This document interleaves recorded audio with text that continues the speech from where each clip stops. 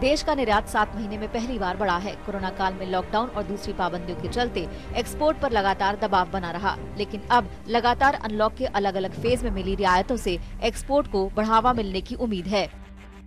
सरकारी आंकड़ों के मुताबिक सितंबर में एक्सपोर्ट साल दर साल आधार पर 5.99% बढ़कर 27.58 अरब डॉलर रहा। इस दौरान आयात 19.6% घटकर 30.31 अरब डॉलर रहा।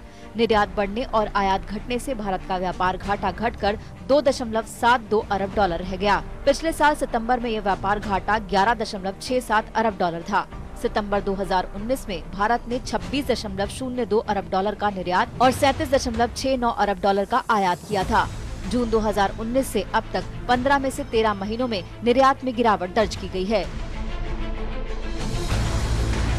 कारोबारी साल 2020-21 की पहली तिमाही यानी अप्रैल सितंबर में निर्यात घटा है। कोरोना काल का इसके आंकड़ों पर साफ असर देखा जा सकता है। आंकड़ों के मुताबिक इस दौरान निर्यात 21.3% घटकर 125.3 अरब डॉलर रहा। अप्रैल सितंबर में आयात 40.1% घटकर 148.7 अरब डॉलर रहा। इस तरह से पहली तिमाही में व्यापार घाटा 23.4 अरब डॉलर रहा।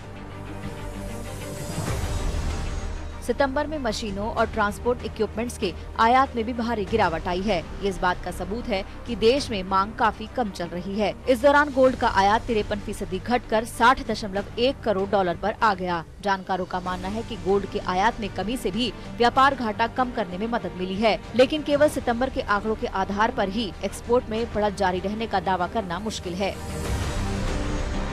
इकोनॉमी में इसकी वजह से एक राहत जरूर मिली है, क्योंकि पिछले समय में जो व्यापार घाटा था वो 11.67 के करीब था, जो कि अब घटकर 2.72 रह गया है। तो यहाँ पर एक क्लियर इंडिकेशन है कि इकोनॉमी जो है वो काफ़ी हद तक सपोर्ट मिलेगा और स्ट्रांग रहेगी। और इस समय जैसे कि मशीन, ट्रांसपोर्ट, गारमेंट्स, रेडीमेड और राइस, इन सब का जो है वो एक निर्यात जो है वो बढ़ा है, लेकिन आगे आने वाले समय में जब सोने का आयात बढ़ेगा या फिर अदर जो इलेक्ट्रॉनिक आइटम हैं उनके आयात बढ़ेंगे तो शायद ये डेटा फिर नजर नहीं आएंगे। लेकिन अभी फिलहाल इस समय इकोनॉमी की सिचुएशन काफी स्ट्रांग है।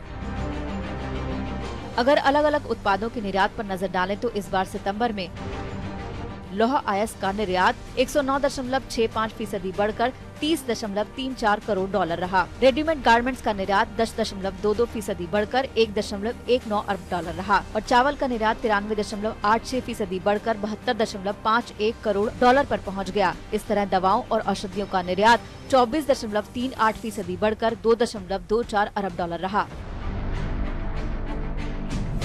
इस दौरान अनाज के निर्यात में भी जबरदस्त बढ़ोतरी हुई है। अब उम्मीद यही की जानी चाहिए कि ये सिलसिला जारी रहे, जिससे इकोनॉमी को निर्यात बढ़ने से मजबूत सहारा मिल सके।